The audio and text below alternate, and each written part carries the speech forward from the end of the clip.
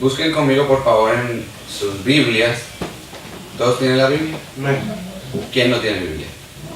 ¿Hace falta una Biblia aquí? Él le va a compartir, el hermanito no se le va a compartir la Biblia. Qué bueno que todos podamos tener nuestra Biblia, ¿no?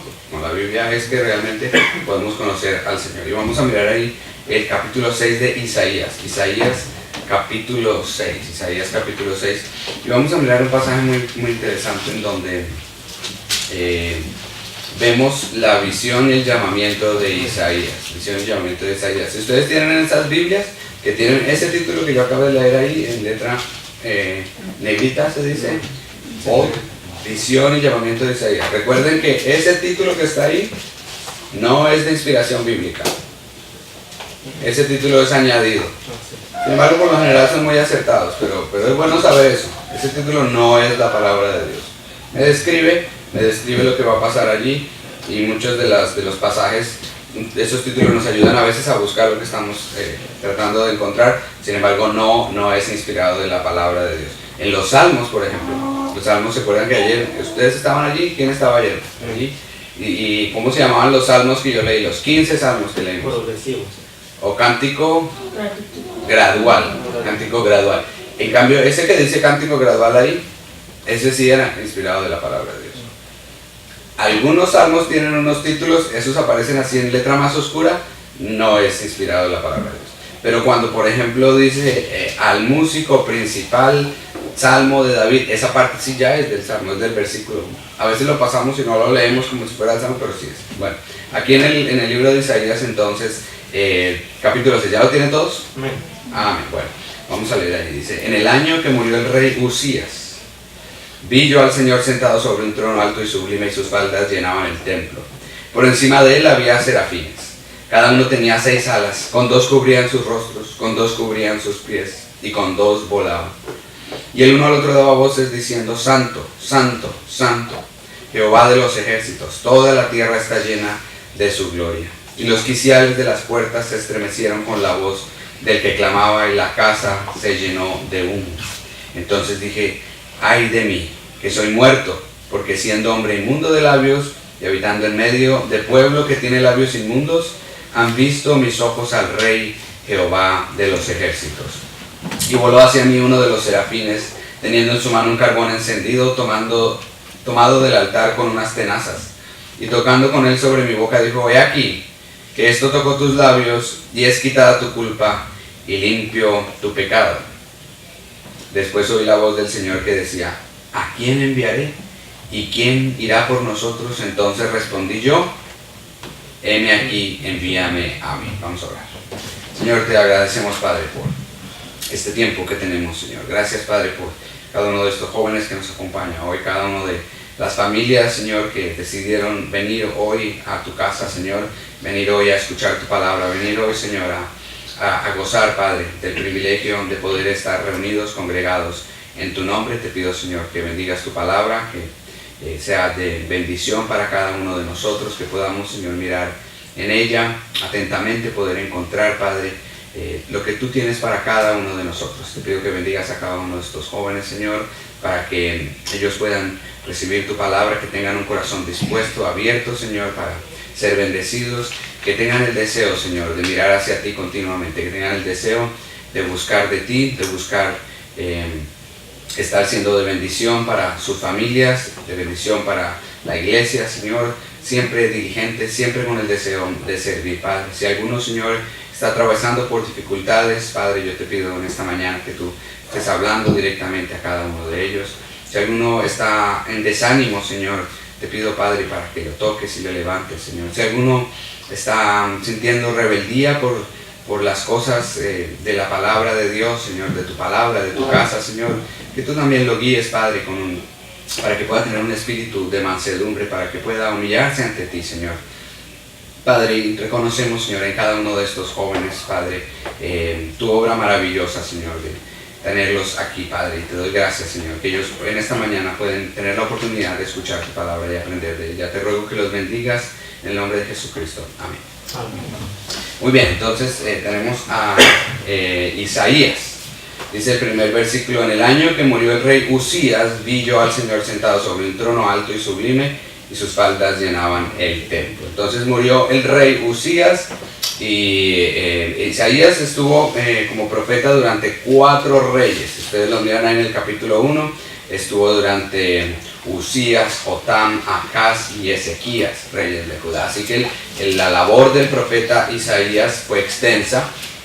Cuando hablamos de 4 reinados, hablamos de que cuando moría un rey, entonces venía el otro. Así que algunos tuvieron unos periodos más largos que otros, pero sea como sea, fue un periodo extenso durante el cual el Señor usó al profeta Isaías para traer su palabra al pueblo en ese momento y para dejarlo para nosotros también. Algo importante para entender es que el Señor levantaba a un profeta cuando los sacerdotes habían dejado de cumplir su función.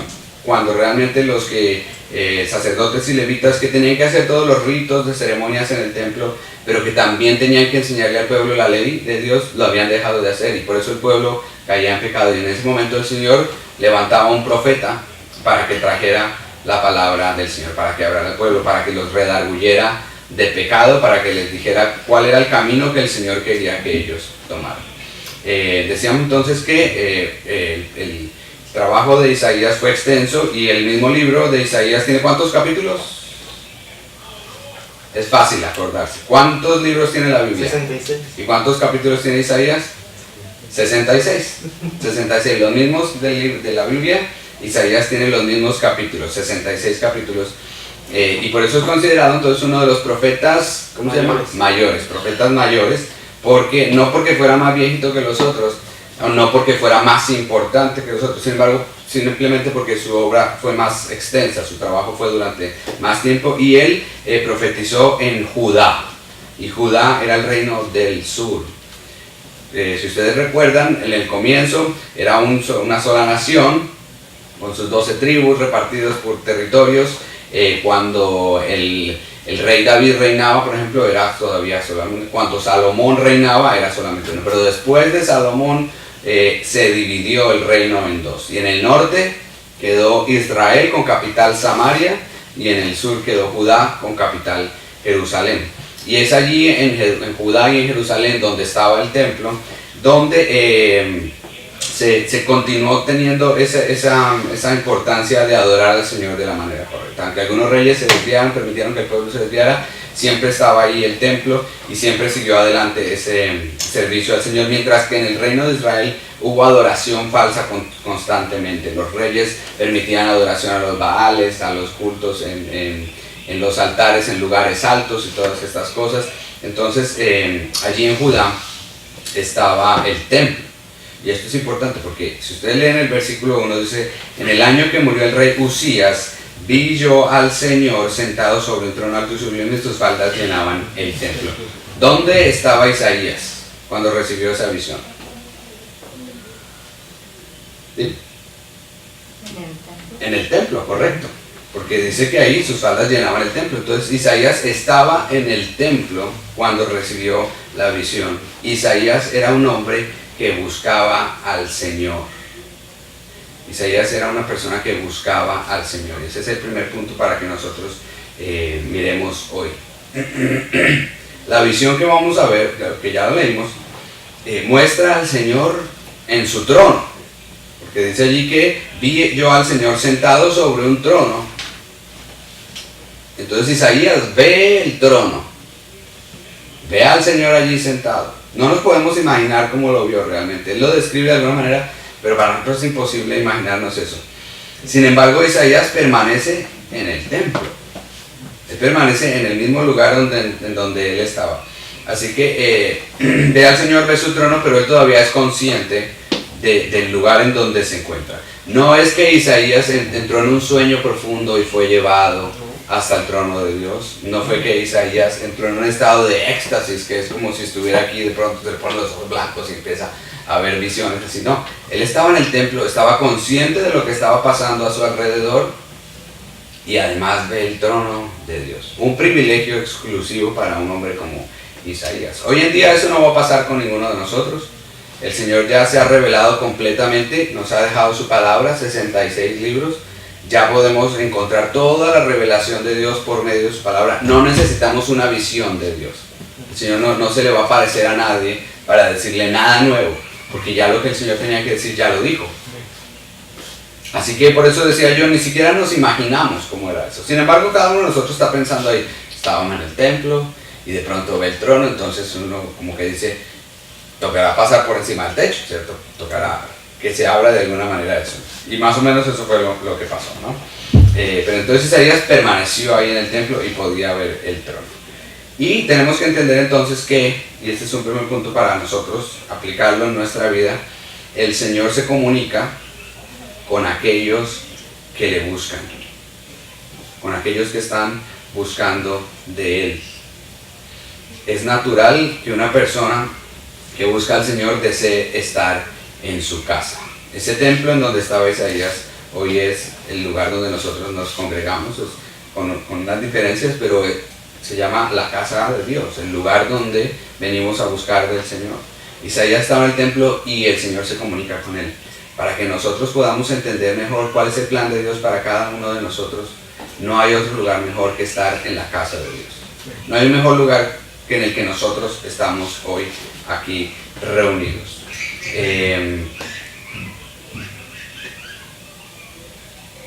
El salmista, lo leíamos ayer, decía, me alegré con los que me decían, vamos a la casa del Señor, ¿no? Le producía alegría estar en la casa de Dios porque sabía que allí iba a recibir la palabra del Señor. Ahora, yo dije que es natural que la persona que cree en el Señor busque de Él y quiera estar en su casa. Vamos a explicar por qué es esto natural. ¿Por qué es natural? Es un proceso natural, es algo que tiene que pasar de una manera en donde uno no lo puede hacerlo obligadamente. ¿Cuántos de ustedes hoy vinieron porque simplemente sus padres o su mamá o su papá dijo, vamos para la iglesia y no se pueden quedar aquí? No me tienen que responder. No me tienen que responder. ¿Cuántos de ustedes realmente hoy se levantaron y dijeron, vamos a ir a la casa del Señor y vamos a ir alegres porque es la casa de Dios y vamos a escuchar la palabra de Dios? Tampoco me tienen que responder. Pero entonces cada uno de nosotros tiene que preguntarse, yo estoy aquí, pero depende de mí si vengo con alegría, si vengo con aburrimiento, si vengo porque me toca o vengo porque es una oportunidad que tengo que otras personas no tienen, que otros jóvenes, otros niños no tienen, de estar en la casa del Señor.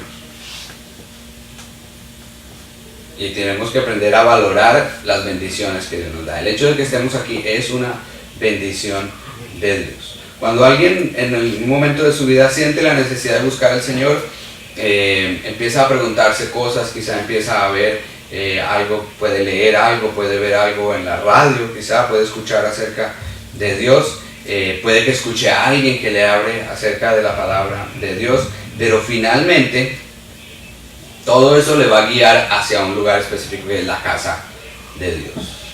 Y esa es la importancia de poder estar congregándonos y poder estar hoy escuchando lo que dice el Señor. La palabra de Dios, de hecho, le va a guiar hacia la casa de Dios. Un cristiano que no está en la casa del Señor no está completo, falta algo. Podría decir que es inmaduro, está en medio del proceso. El pastor ahorita usó el ejemplo de los frutos. Si ustedes ven una matita, una plantita de tomates y todavía están verdecitos así chiquitos, ¿qué quiere decir? ¿Que ya me lo puedo comer? Sino que todavía le falta madurar, ¿cierto? Está en medio del proceso. Quizá algunos de nosotros estamos en medio del proceso, pero el propósito de esta mañana es que la palabra de Dios nos guíe a poder entender que tenemos que seguir ese proceso y llegar a sentir esa necesidad de estar aquí en la casa del Señor. Quizá algunos de ustedes ya conocen al Señor Jesucristo como Señor y Salvador. Si ya conocen al Señor Jesucristo como Señor y Salvador, estar aquí tiene que ser lo más maravilloso del día, de la vida, de la semana, de todo el tiempo anhelando estar en la casa del Señor. ¿Recuerdan ustedes cuando el Señor Jesucristo dice la palabra de Dios que quizá tenía como unos 12 años y sus padres que siempre iban a las fiestas, 3 fiestas que había allá, iban a Jerusalén porque ellos no vivían allá, vivían en Nazaret y se iban allá, y a los 12 años dice que el Señor Jesucristo se quedó ahí hablando con los demás acerca de las cosas de Dios. Los negocios de mi padre me es necesario estar, dijo. Y los padres que ya se habían ido dijeron, ¿dónde está Jesucristo? Y se devolvieron y lo encontraron allí. ¿Por qué? porque ese era el lugar donde él anhelaba estar. Y si iban a las fiestas solamente 3 veces al año, era solamente una oportunidad de ir allí a ese lugar. Pero luego el Señor Jesucristo en Nazaret estaba en la sinagoga, buscando del Señor, orando con el Señor, escuchando las enseñanzas. Todo lo que él pudo hablar allá con los demás fue porque lo había aprendido también. Así que si ya conocemos a Jesucristo como Señor y Salvador y ya es nuestro Señor, la necesidad de estar con Él tiene que ser algo natural. No es obligado, no vengo a la iglesia obligado, tampoco me puedo obligar a venir a la iglesia. De hecho, tengo que sentir por dentro el deseo de estar en la iglesia. Y si eso no me está pasando, entonces tengo que preguntarme delante del Señor, Señor, ¿por qué no estoy sintiendo este deseo? ¿Hay algo malo en mi vida? ¿Qué estoy haciendo mal? Porque yo quiero tener ese deseo. Tiene que ser un deseo que cada uno de nosotros tenga de estar en la casa del Señor. Y si algunos de ustedes hoy quizá no conocen a Jesucristo como Señor y Salvador, todavía no han sido perdonados de sus pecados, no le han confesado, no le han invitado a que venga a ser el Señor de sus vidas y su Salvador, el primer llamado que el Señor está haciendo hoy es a que tomen esa decisión. Porque la palabra de Dios dice que todos somos pecadores. Y todos ustedes ya están en una edad en que entienden muy bien el bien y el mal, cuando hacen correctamente y cuando no están haciendo correctamente. Y cuando nosotros no hacemos lo que está bien, ¿cómo se llama eso? Pecado. Y el pecado no le agrada a Dios. El pecado no le agrada a Dios. El pecado de hecho no puede ni siquiera estar cerca de Dios. Y eso lo vamos a ver ahí en el pasaje. Porque Isaías, que ya era un hombre que estaba buscando al Señor, que estaba en el templo, tuvo que ser purificado de su pecado. Cada uno de nosotros tiene que poder ser perdonado de su pecado para poder estar cerca de Dios, para poder tener paz con Dios y recibir la paz de Dios también. Y si alguno de ustedes aún no ha conocido a Jesucristo como Señor y Salvador en esta mañana y desde este momento, yo te invito a que no dejes pasar ni un minuto más, ni una mañana más, ni una hora más, sin tomar esa decisión que es la decisión más importante de tu vida. Porque el Señor entonces te va a perdonar, te va a salvar, te va a dar la vida eterna, ya no vas a ir al infierno el día que mueras y además te va a llenar de bendiciones. Y te va a hablar y te va a revelar su palabra.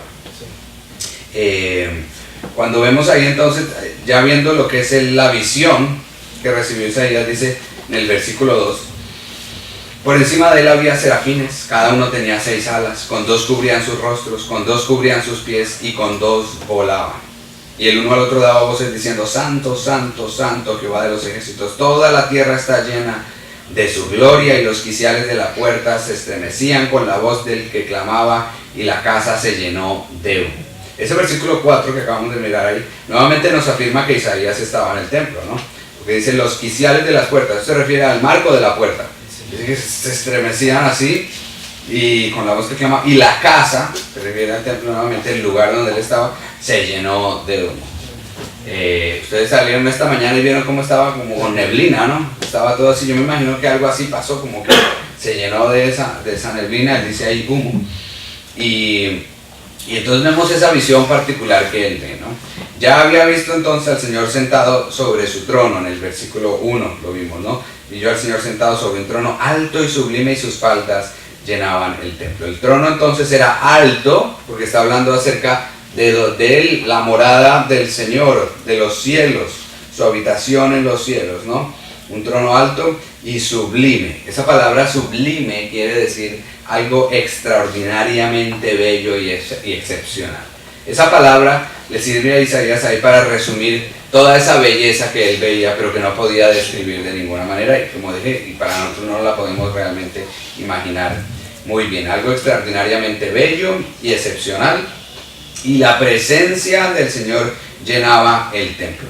Ese trono, ese lugar alto y maravilloso, se conectaba con el templo donde estaba Isaías por medio de la presencia del Señor. Cuando dice ahí sus faldas llenaban el templo, se refiere como a la túnica del Señor. Esas faldas se refiere como a ese largo que él tenía allí.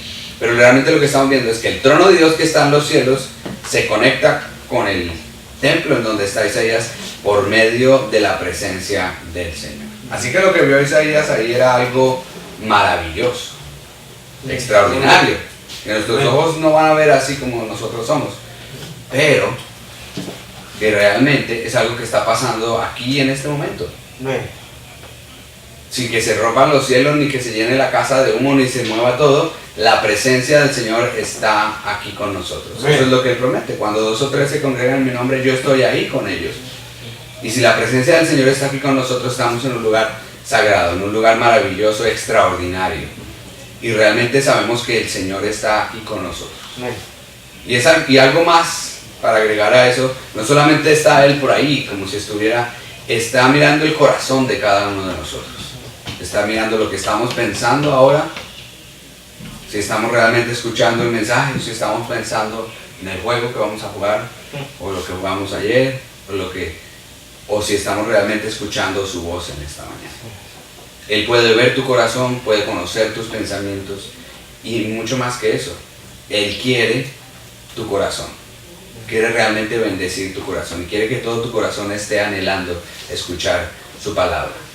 Quiere realmente tocar tu corazón en esta mañana y quiere que tú abras ese corazón para recibirle a Él. Porque no es algo solamente de pensar. Nosotros aquí estamos hablando, estamos pensando, pero realmente la fe nace de lo más profundo de nosotros, que es nuestro corazón. Y el Señor quiere ese corazón, quiere bendecirlo y quiere perdonarle de los pecados y quiere darle la vida eterna y quiere que sea un corazón limpio y purificado por su palabra. Vimos también ahí que dice, por encima de él había serafines. Esos serafines que se describen allí solamente aparecen en esta porción de la escritura, no aparecen en ningún otro lado. La palabra como tal, serafines. Aparecen otros por allá cuando ustedes van al Éxodo y que se está haciendo el tabernáculo y se está haciendo el arca y todo, parece querubines, dice. Unos querubines y con sus alas que se tocan el uno al otro, y muy parecidos, muy parecidos. Ezequiel, por ejemplo, los va a describir. Ezequiel en el capítulo 10, pueden mirar conmigo, está en Isaías, entonces después de Jeremías, Lamentaciones, Ezequiel, capítulo 10. Como les decía, en Éxodo aparecen más como unas figuras adornando allí, pero aquí en Ezequiel se ven en acción. Dice, por ejemplo, vamos a leer desde el versículo 2. Y habló al varón vestido de lino y le dijo, entra en medio de las ruedas debajo de los querubines, llena tus manos de carbones encendidos entre los querubines y espárcelos sobre la ciudad. Y entró a vista mía. Y los querubines estaban a la mano derecha de la casa cuando este varón entró, y la nube llenaba el atrio de adentro. Algo parecido, ¿no? Esa nube como que es ese mismo humo. Entonces la gloria de Jehová se elevó desde encima del querubín al umbral de la puerta, y la casa fue llena de la nube, y el atrio se llenó del resplandor de la gloria de Jehová. Y el estruendo de las alas de los querubines se oía hasta el atrio de afuera, como la voz del Dios omnipotente cuando habla. Así que vemos nuevamente esas alas, de las mismas que se hablan allí en Isaías, que tenían estos querubines. Voy a mirar un poquito más adelante. Versículo 10, está hablando de los querubines y dice, en cuanto a su apariencia, las 4 eran de una misma forma, como si estuvieran uno en medio de otra. Cuando andaban hacia los 4 frentes andaban, no se volvían cuando andaban, sino que el lugar a donde se volvía la primera en pos de ella iban, y se volvía cuando andaban. Todo su cuerpo, sus espaldas, sus manos, sus alas y las ruedas estaban llenos de ojos alrededor en 4 ruedas. A las ruedas, oyéndolo yo, se les gritaba rueda, y cada uno tenía 4 caras. La primera era el rostro de querubín, la segunda de hombre, la tercera de cara de león, la cuarta de cara de águila. Se levantaron los querubines. Este es el ser viviente que vi en el río Quebar. Bueno, entonces vemos que es una descripción parecida de los querubines como los serafines, ¿no? Y si vamos a Apocalipsis, ¿qué libro es Apocalipsis en la Biblia? O sea, ¿qué número? El 66. El 66, el último es Apocalipsis, y allí en el capítulo 4. Versículo 8 dice, Apocalipsis capítulo 4, versículo 8. dice allí, los 4 seres vivientes tenían cada uno, ¿cuántas alas? 6 alas. 6 alas, y alrededor y por dentro estaban llenos de ojos, y no cesaban día y noche de decir, santo, santo, santo es el Señor Dios Todopoderoso, el que era, el que es y el que ha de venir. ¿Qué decían allá los serafines en el capítulo 6 de Isaías? Santo, santo, santo. Santo, santo, santo. Lo que sigue después es un poquito diferente, pero era el mismo mensaje, estaban hablando lo mismo, estaban glorificando al Señor. Santo, santo, santo. Así que serafines allí en Isaías, querubines en Ezequiel, aquí en Apocalipsis habla de 4 seres vivientes, no se les da un nombre. Quizás son muy parecidos a lo mismo. Normalmente nos referimos a todos estos seres con un nombre específico. ¿Cuál sería? Ángeles. Ángeles, dijéramos. Sin embargo, los ángeles en general tienen un propósito especial en la Biblia, y es el de llevar un mensaje. Sí, por ejemplo, si ustedes recuerdan, Zacarías recibió el mensaje del ángel de que iba a tener un hijo, que iba a ser Juan. ¿Correcto? ¿Viven el nombre? Zacarías. Luego María, el ángel le habló y le dijo que iba a nacer el Señor Jesucristo. A José también entonces el ángel le habló. Todos estos ángeles entonces, sí, Zacarías, correcto, tenían ese nombre ángel, que quiere decir mensajero, y llevan ese mensaje a una persona en especial. La palabra de Dios dice que la ley fue dada por medio de ángeles que llevaban el mensaje. Sin embargo, estos que vemos aquí en Isaías, en Ezequiel y en Apocalipsis, como que tienen otra función diferente. Y lo que quiero enfatizar es que el mensaje que nosotros vemos allí, cuando dice en el versículo 3, y el uno al otro daba voces diciendo, santo, santo, santo, Jehová de los ejércitos, toda la tierra está llena de su gloria. Realmente no es un mensaje que nos estén dando a nosotros. Luego, porque queda registrado en la escritura, nosotros lo vamos a recibir. Pero ellos, dice ahí, el uno al otro daba voces. Se lo estaban diciendo entre ellos. El mensaje es tan importante, lo que ellos están diciendo es tan importante que lo están compartiendo entre ellos, aunque ellos ya lo saben. Porque dice que no cesan de decirlo continuamente, todo el tiempo están diciendo santo, santo, santo, y no se cansan de decirlo. ¿Por qué? Porque es el mensaje más importante, porque es lo más importante que podemos hacer, que es glorificar a Dios. Ellos están glorificando a Dios continuamente y no se cansan de repetirlo. ¿Qué de nosotros? Podemos ver el ejemplo de esos ángeles y compararnos a nosotros. ¿Estamos glorificando al Señor todo el tiempo sin cansarnos? ¿O hay momentos del día en que glorificamos al Señor, pero hay momentos del día en que nos glorificamos a nosotros mismos? Es decir, empezamos a hacer lo que nosotros queremos. No, ahora es mi tiempo, ya el Señor ya lo glorifiqué, ahora es tiempo mío. No, el Señor quiere que todo el tiempo lo estemos glorificando. Esto no quiere decir que no podemos tener un tiempo de esparcimiento, un tiempo de deporte, un tiempo de jugar. No, quiere decir que en todo lo que hagamos, sea que comamos y que bebamos, sea lo que sea que estemos haciendo, estemos glorificando al Señor en todo, dando un buen testimonio, haciendo las cosas de la manera que le agrada al Señor. Y ese es el ejemplo entonces que nos dan los serafines allí. Quizá el mensaje era entre ellos, nos llega a nosotros, pero lo más importante es la aplicación que podemos hacer, que es vivir de tal manera que le estemos glorificando continuamente al Señor. Y eso es lo que hacemos en la iglesia. Y por eso es que nos da alegría venir a la iglesia, por eso es que nos da alegría estar congregados, porque venimos a hablar bien del Señor, a decir lo bueno que es Dios, a decir lo bueno y maravilloso que Él ha sido, que nos da tantas bendiciones. ¿Cuántos de ustedes hoy recibieron la bendición de poder respirar cuando se despertaron? ¿Saben qué pasa el día que uno se despierta y no puede respirar? Y ya se murió. Tenemos la bendición de seguir vivos hoy aquí. ¿Cuántos de ustedes pudieron hoy desayunar? ¿Es una bendición de Dios o no? ¿Cuántos de ustedes están recibiendo la bendición de estar hoy en la casa del Señor? Y como les dije antes, ¿cuántos de sus amigos, de sus amiguitos, de sus familiares hoy no están aquí y se están perdiendo la bendición? Y quizás se la están perdiendo porque nosotros no les estamos diciendo que aquí hay una bendición. Si los ángeles están diciendo todo el tiempo, santo, santo, santo, nosotros estamos también llevando ese mensaje a nosotros, de decirles, hay un Señor santo al que tenemos que adorar y al que tenemos que glorificar. hay un Señor Santo que le podemos hablar y Él nos habla a nosotros también por medio de su palabra. Ese es el mensaje que tenemos que llevar. Se regocijan en decirlo una y otra vez. Y yo lo puedo seguir diciendo aquí y tenemos que seguir regocijándonos, porque cuando hablamos de la santidad del Señor estamos hablando del atributo, se podría decir que el atributo más importante de Dios, porque es el atributo que hace que los demás atributos sean perfectos.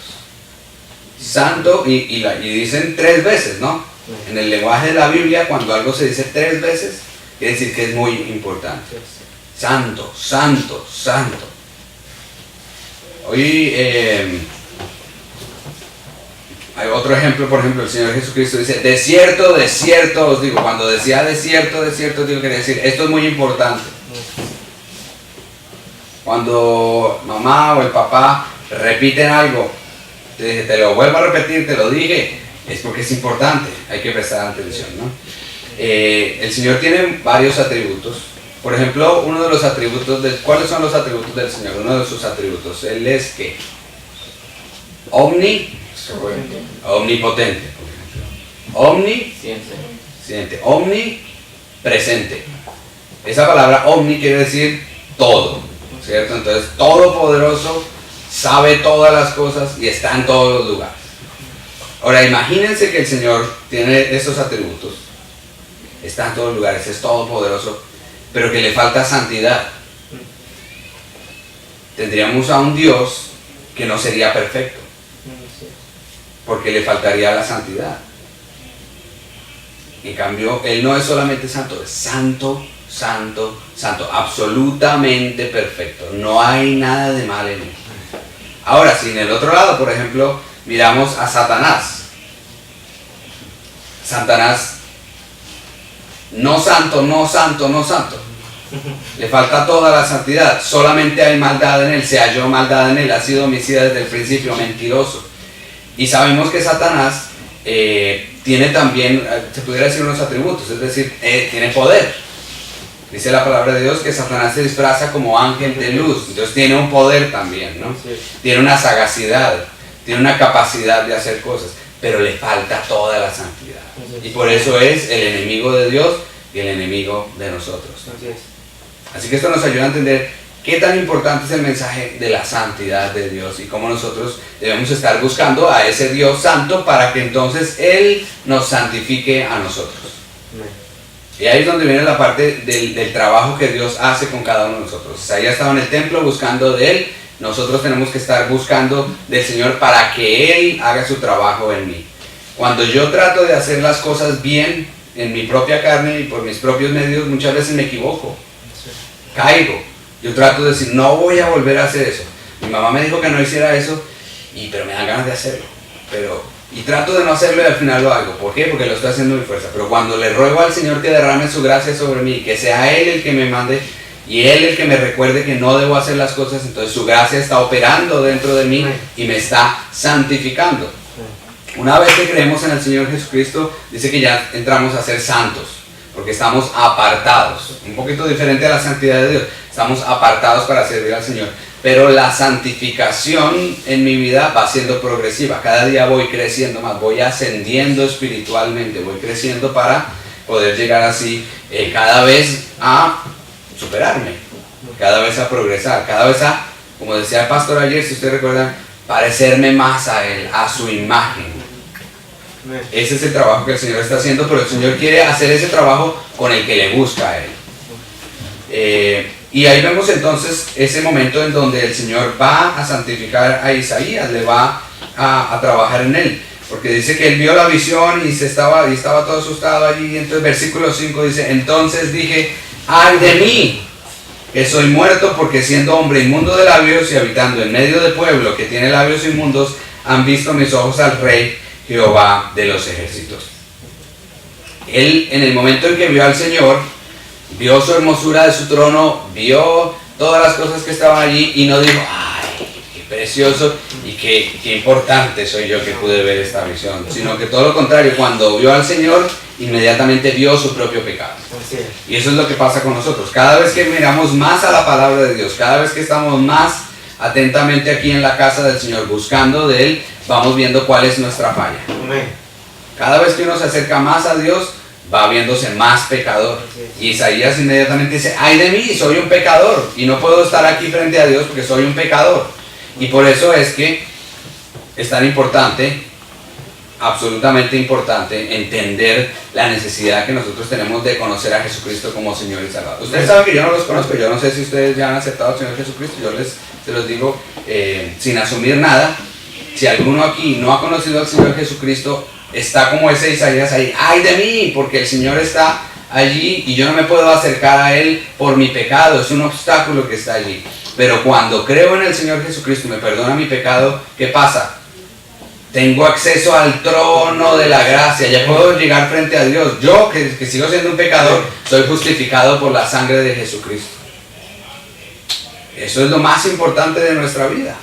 Para eso estamos aquí, para conocer a Jesucristo como Señor y Salvador y para entonces poder glorificar a Dios. Y eso fue lo que pasó allí. Él vio al Señor, se vio pecador, reconoció su pecado, dijo, soy un hombre de labios inmundos, hombre inmundo de labios, y habito en un pueblo que tiene labios inmundos. Él veía como los ángeles, los serafines allí, estaban glorificando al Señor. Él dijo, yo no puedo glorificar al Señor de la manera que ellos lo hacen porque soy un pecador. Pero la solución del Señor vino ahí mismo. Dice, voló hacia mí uno de los serafines, teniendo en su mano un carbón encendido tomado del altar con unas tenazas. Imagínense, estaba tan caliente ese carbón que ni siquiera el serafín lo podía coger con su propia mano, sino que lo que tenía que tomar, ¿saben qué son unas tenazas? Sí.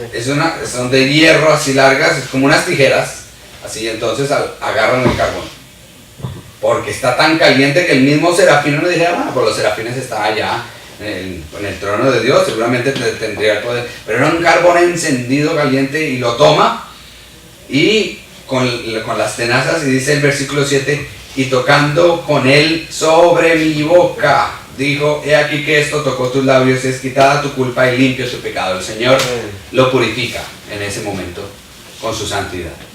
Ahora, si fuéramos nosotros que nos fueran a tocar con ese carbón así caliente que se acerca, ahí sería el momento donde dijéramos, ay de mí, porque me va a tocar. Pero Isaías vio más grave su pecado, que fue cuando vio su pecado que dijo, ay de mí, no cuando el carbón vino a tocar. Ahí uno dice, ay de mí, que me van a quemar con ese carbón. No, él dijo, el pecado es más grave que cualquier carbón encendido. Ahí fue que él se vio con sus labios inmundos y dijo, ay de mí, porque la santidad del Señor es perfecta. Él tuvo esa reunión allí, esa reacción, perdón. Y yo, por ejemplo, Pedro tuvo una reacción similar también cuando conoció al Señor Jesucristo. Si ustedes recuerdan, él estuvo toda la noche pescando y no había pescado nada. Y el Señor Jesucristo está allí y le dice, Pedro, echa la red. Señor, no, le dice primero, vamos a mirarlo ahí. Lucas 5. Lucas 5, para mirarlo bien.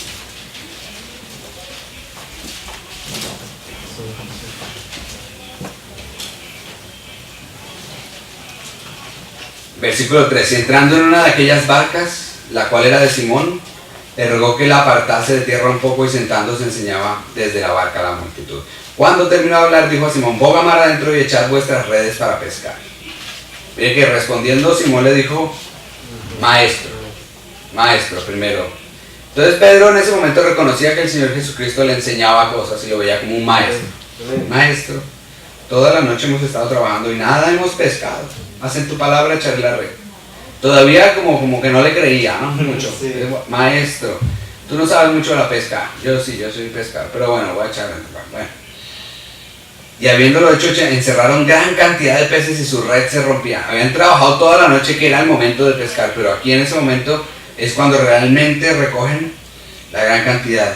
Entonces, versículo 7, hicieron señas a los compañeros que estaban en la otra barca para que viniesen a ayudarles y vinieron y llenaron ambas barcas de tal manera que se hundían. Versículo 8, viendo esto, Simón Pedro cayó de rodillas ante Jesús, diciendo, apártate de mí, Señor, porque soy hombre pecador. Es una reacción similar a la de Isaías. Isaías vio al Señor en su trono y dijo, ay de mí que soy hombre de labios inmundos. Pedro aquí, que estaba con el Señor Jesucristo, que le veía como a otro hombre, no estaba el Señor Jesucristo en un trono, había estado aprendiendo de él. El Señor le dice, ponga mar adentro, echa vuestra red, maestro. Pero luego más adelante le dice, Señor. Señor. Y allí es el momento en que Pedro reconoce a Jesucristo como su Señor y su Salvador. ¿Por qué? Porque reconoció su propio pecado. Amén. Entendió en ese momento que el pecado le separaba del Señor. Pero mire que además Pedro le dice, apártate de mí, como que Pedro dice, yo no te quiero ofender con mi pecado. Y es lo mismo que Isaías está diciendo allá. Ay de mí, porque siendo hombre de labios inmundos han visto mis ojos al Rey Jehová de los ejércitos. Cuando Pablo conoció al Señor también, cuando iba en el camino de Damasco y tuvo también la visión allí, dice que estaba tembloroso, temblando y temeroso, porque estaba viendo al Señor Jesucristo. Cuando Juan recibe la visión del Apocalipsis, dice que cayó como muerto cuando vio al Señor, porque realmente esos hombres entendían lo que era estar frente al Señor santo, santo, santo. Y para nosotros hoy en día entonces está esta enseñanza tan clara, sencilla, de que cuando buscamos al Señor, Él va a hablar con nosotros y va a trabajar en nuestra vida, y nos va a purificar, y nos va a limpiar para hacer algo con nosotros. Amén. ¿Cuántos de ustedes quieren realmente que el Señor los use? Amén. De alguna manera? Que sean de bendición para otros, que puedan estar sirviendo, no para ser vistos de los demás, ¿no? Aquí tenemos que tener mucho cuidado con eso, ¿no? A veces cuando uno está sirviendo en la iglesia, uno puede estar cantando, uno puede estar haciendo cualquier cosa, y a veces uno empieza a sentirse importante, ¿no? Porque yo sí sirvo aquí en la iglesia, no como los otros que no sirven. No, el servicio se hace es para el Señor. Amén. Toca hacerlo aquí dentro de los hombres, pero se hace realmente para el Señor. Y el versículo 8 entonces dice, después oí la voz del Señor que decía, ¿a quién enviaré y quién irá por nosotros? Entonces respondí yo, heme aquí, envíame a mí. Y esa misma pregunta la está haciendo el Señor a cada uno de nosotros hoy. ¿A quién enviaré? ¿Quién irá por nosotros? ¿Quién va a servir aquí al Señor? Primero nos estamos preguntando, si hay alguno aquí que no conoce al Señor Jesucristo como Señor y Salvador, el Señor le está diciendo, ¿qué vas a hacer con tu pecado? Solo yo te lo puedo perdonar, dice el Señor. Solamente yo puedo limpiarte de tu pecado, solamente yo te puedo santificar. Lo primero que tenemos que hacer es conocer al Señor Jesucristo como Señor y Salvador. Si no, vamos a estar así como Isaías, ¡ay de mí! Soy pecador. Pero el Señor tiene la solución perfecta. Solamente por medio de la fe conocemos al Señor Jesucristo, reconocemos que Él vino a morir por nosotros en la cruz, que resucitó y que podemos recibir la vida eterna. Y podemos responder a ese llamado. El Señor Jesucristo está llamando hoy para decir, ¿quién quiere venir a ser salvo? ¿Quién quiere ser perdonado de sus pecados? Y lo único que tenemos que hacer es decir, yo quiero, yo quiero. Es el regalo de la salvación.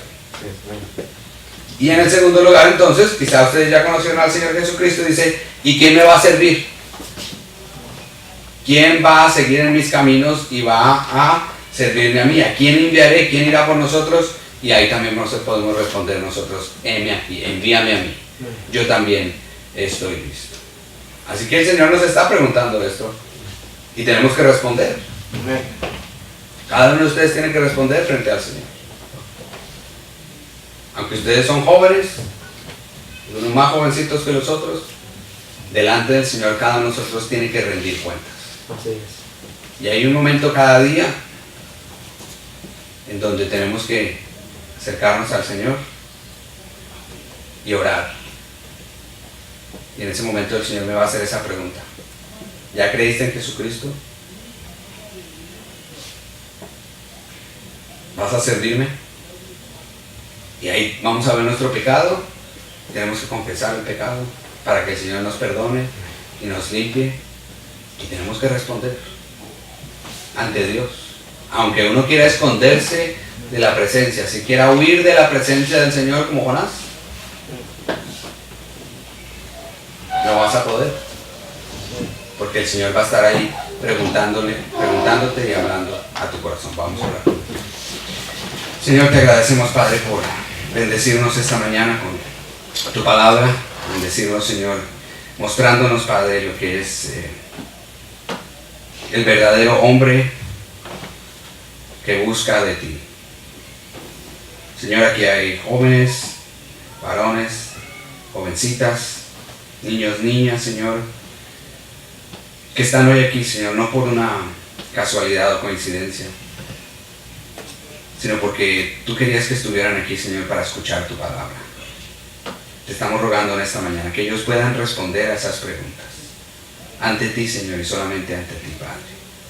Pero que, Señor, te ruego para que tengan ese deseo, Señor. Si hay alguien que no conoce a Jesucristo como Señor y Salvador, que hoy quiera responder a esa invitación y decir: yo quiero ser perdonado de mis pecados, yo quiero ser salvo, yo quiero ser salva, yo quiero ir al cielo, yo quiero comenzar a vivir la vida cristiana.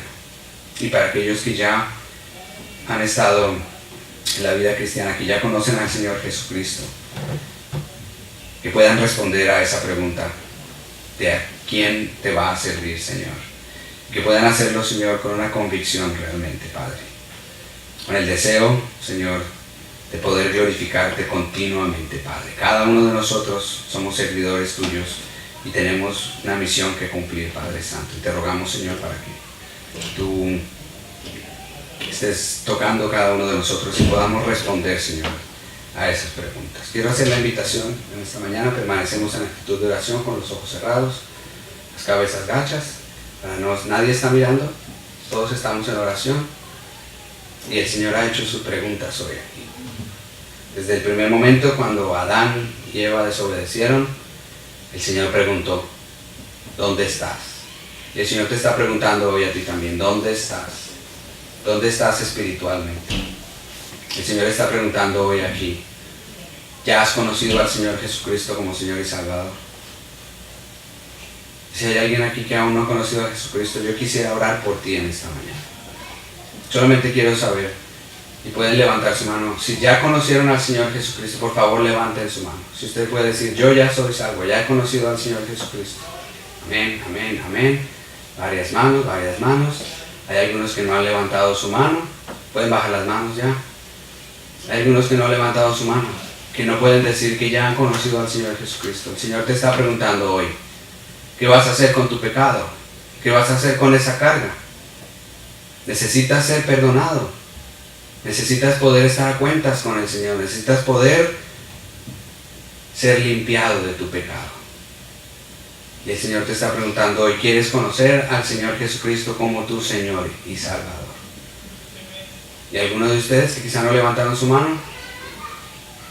La pregunta es esa: ¿quieres conocer al Señor Jesucristo como tu Señor y Salvador? Si puedes levantar tu mano para decir que sí a esto, vamos a poder orar y vas a poder ser perdonado de tus pecados y vas a poder recibir la vida eterna.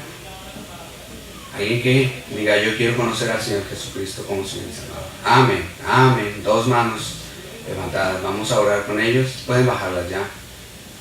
Y ellos van a poder conocer al Señor Jesucristo como su Señor y Salvador.